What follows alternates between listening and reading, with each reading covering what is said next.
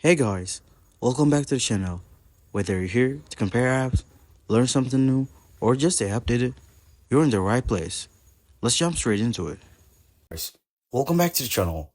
Today, we're talking about how to view your PLDT billing statements in 2025. Whether you're keeping track of your expense or just want to stay on the top of your account, here's how you can access your PLDT bill.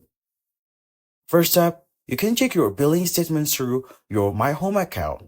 Simply log into your account and you'll be able to view your current bill and past billing statements from the last 12 months. If you haven't set up My Home account yet, you can create one on the PLDT home website.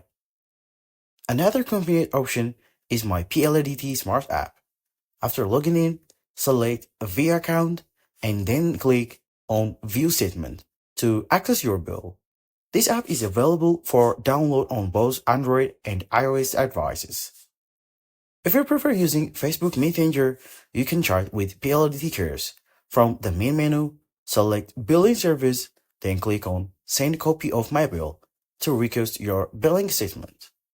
For those who prefer SMS, you can receive a copy of your bill by texting bill, area code plus telephone number, around 10 digits account number, to 8171 for smart and TNT users, or 0970